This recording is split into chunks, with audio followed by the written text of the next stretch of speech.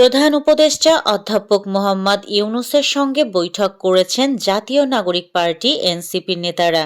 সোমবার বিকেল ৫টার দিকে তারা রাষ্ট্রীয় অতিথি ভবন যমুনায় প্রধান উপদেষ্টার বাসভবনে পৌঁছান।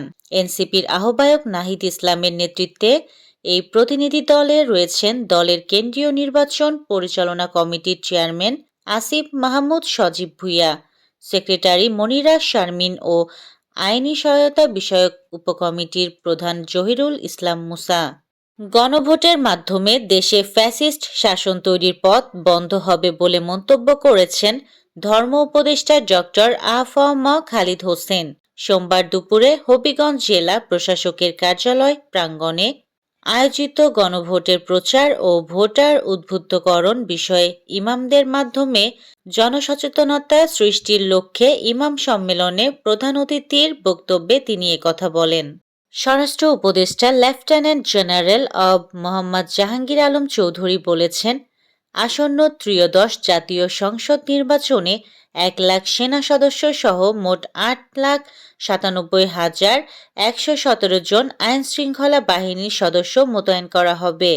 সিলেটের দক্ষিণ সুরমার শিববাড়ি এলাকায় ট্রেনের ধাক্কায় ডোবায় পড়া আহত পোষা হাতিটিকে বাঁচানো গেল না।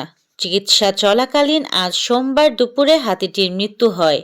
যুক্তরাজ্যের প্রধানমন্ত্রী কিয়ার স্টারমার গ্রিনল্যান্ড কেনা নিয়ে ইউরোপীয় মিত্রদের ওপর মার্কিন প্রেসিডেন্ট ডোনাল্ড ট্রাম্পের শুল্ক আরোপের হুমকিকে পুরোপুরি ভুল বলে অভিহিত করেছেন।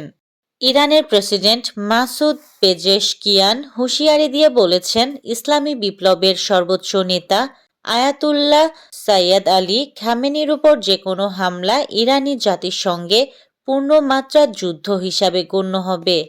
সতীর্থদের কাঁধে চড়ে সাদিও মানে ২ হাত আকাশে মেললেন।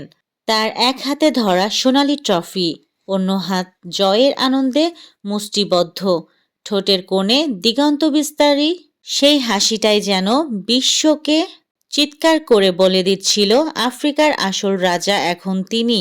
গত রাতে দ্বিতীয়বারের মতো মহাদেশীয় শ্রেষ্ঠত্বের মুকুট মাথায় পরে এভাবেই উৎসবে মাতলেন সেনেগালের এই কিংবদন্তি। জাতীয় দল ও বিভিন্ন ফ্রাঞ্চাইজি টি-20 লিগে গত বছর দারুণ পারফর্ম করেছিলেন মুস্তাফিজুর রহমান। তারই একটি স্বীকৃতি পেলেন এবার।